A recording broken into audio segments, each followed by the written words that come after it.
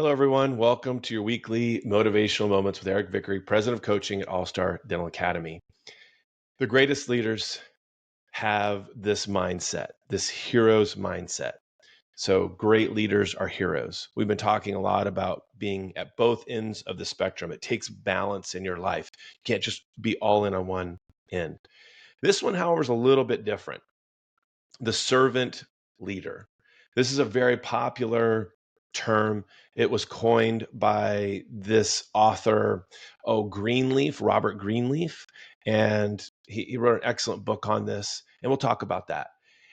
I'll also say that the other side of that spectrum is being directive. People want to be, they want to have clarity. So excellent execution. That's the thing we're trying to get to. So effective communication, expressing exactly what your expectations are, that will get people moving and going and directing them in the right direction.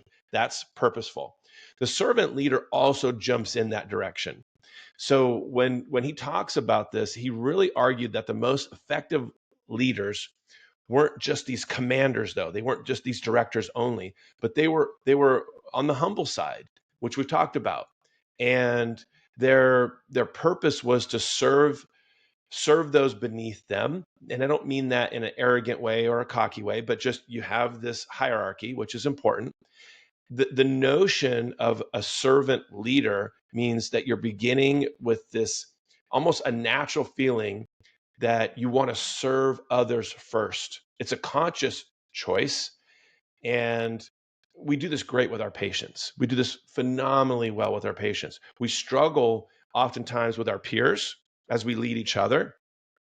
It could simply be, all of a sudden one day you see the doctor in the kitchen doing the dishes.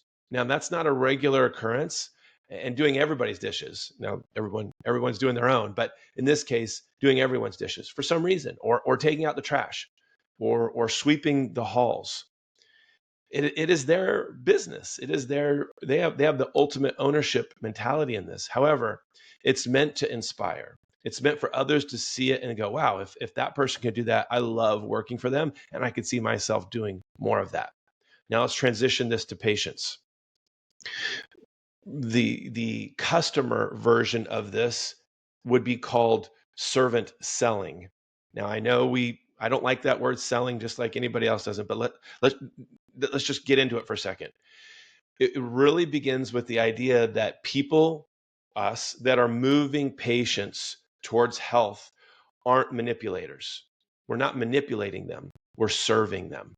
So when we serve non-selling sellers, when we do this, we're serving. We serve first, sell later. And if the person that you're presenting to, that's a better word, agrees to buy, will their life improve? Yes. So when your interaction is over with them, then your patient's life is going to be better. They're going to be in a better place than when you first met them. That is a phenomenal way to lead as a servant leader, because you're serving the patient so much, they want to take care of this. So think about it this way. The sell will happen if we serve them with the information, the diagnosis. If we do the emotional exam, we serve them with the emotional exam. The sell will happen later. So if you want more of this type of training, please just reach out, Eric at allstardentalacademy.com. Go to allstardentalacademy.com. Look at everything we have to offer. We have an amazing team that's here to support you. Next up, we're going to transition into DISC personality styles and understanding how each DISC style works. And we're going to work through that weekly. But for this week, remember, focus on service. Where is your service? Where's your servitude going to show up the most? And also have a healthy bit of directing. And for me, this is what I would do. It's my vision that we do this. All right, guys, go out and make it a great week.